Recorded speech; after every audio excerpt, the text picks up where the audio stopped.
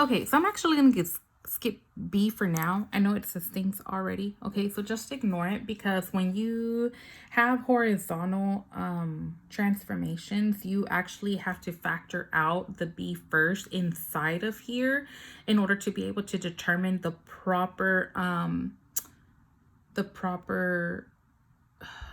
what am I trying to say? The proper, whether it's going left or right, okay? Because this negative is actually screwing things up for us.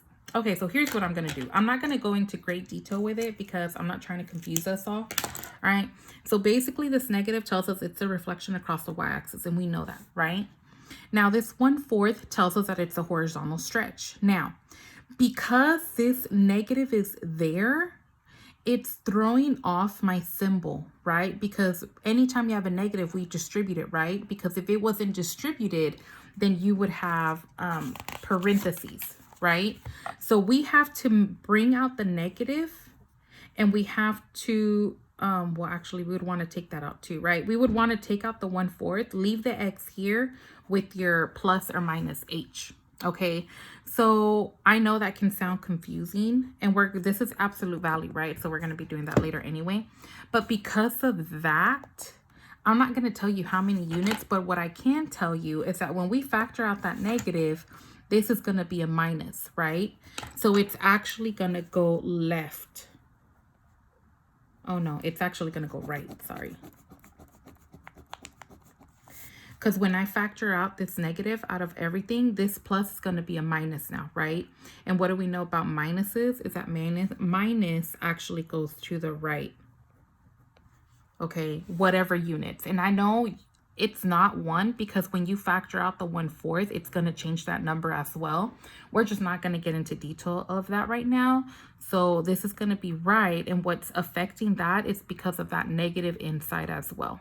Okay, if that negative wasn't there, then we wouldn't be having this much issues or these many issues right now. Okay, last one. This is outside, so this is going to be a -3, right? So we know it's going to go down 3. All right. Now for this one right here, this one's way easier. Okay. So we have our parent function here. I can see the cubed, right? So then I know my parent function is going to be x cubed. So for my transformation, I can see a negative on the outside. So that's going to be a negative on the outside is always going to be a reflection across x-axis. And then we have a 3, right? And the absolute value of 3 is bigger than 1, right? Because the absolute value of 3 is just 3, which is going to be bigger than 1. So it's going to be a vertical stretch. So it's going to be, can y'all see that? Yeah. So it's going to be a vertical stretch. Okay, by 3, actually. That one I can't say that. When it's outside, it's so much easier, you guys. Like, no lie.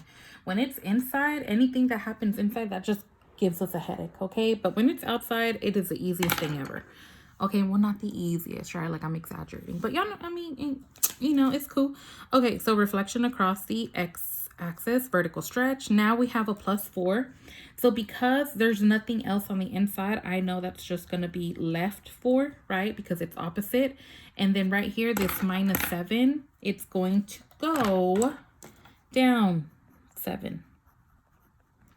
Don't let B confuse you. B probably was not the best example to be putting on a beginner thing here, but I mean, it's cool. We'll be all right. We will survive. Okay. Now, on the back side, we have write a function g whose graph represents the indicated transformations of the graph of f. So for example 3, we have given a cube root function, shifted 3 units right, down 4, and vertically compressed by 1/2. Okay, so I want you to write me an equation this time. The first thing we need to start with is that we need to know what a cube root function looks like, right? So you can go back to your parent functions, and a cube root is actually right here.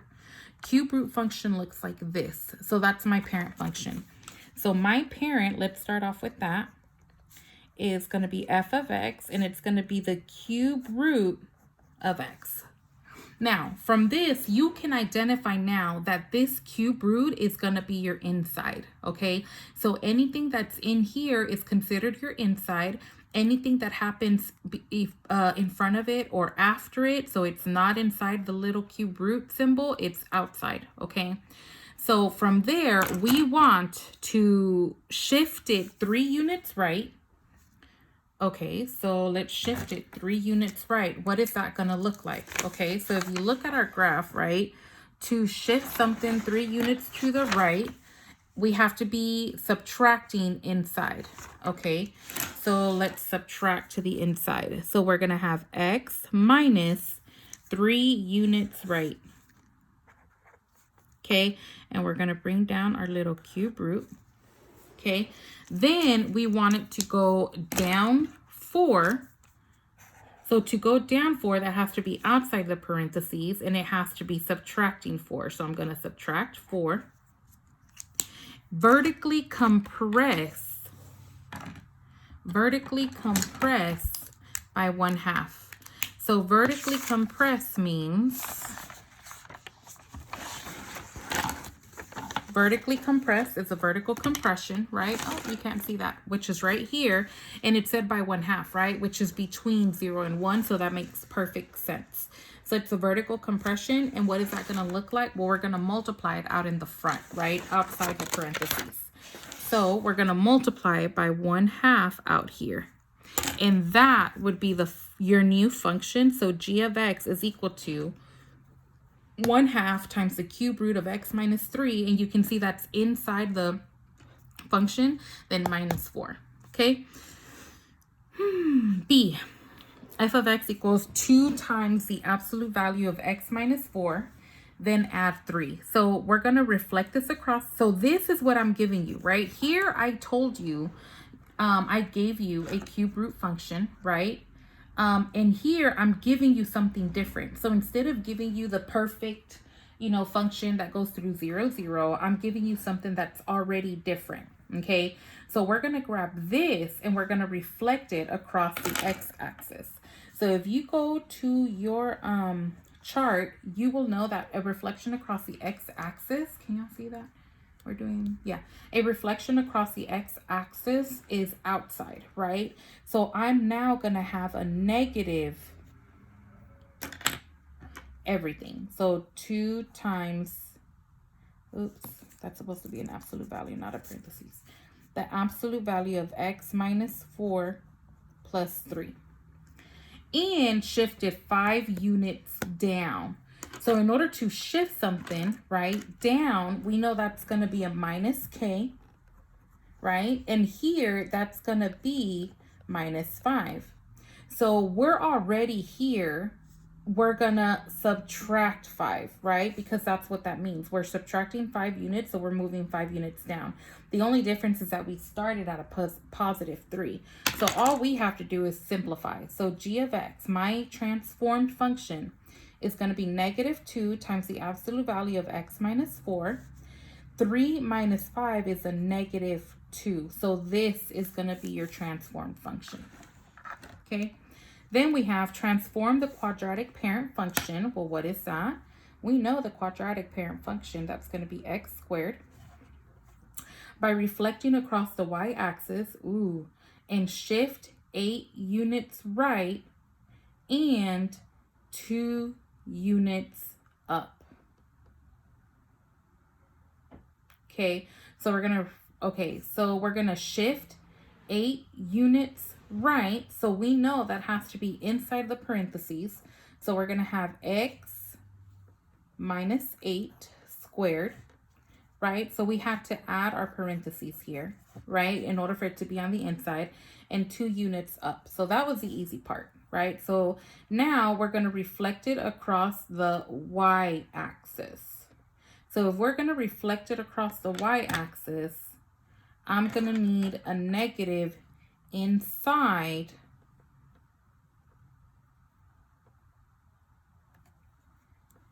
Okay, this is where it's going to get a little weird. And you're going to negate it like that. Okay, and we'll talk about why these parentheses have to be there. Not today. but we will talk about it later because we will be doing transformations of all these different functions, okay? Okay. Oh, and that is it for transformations.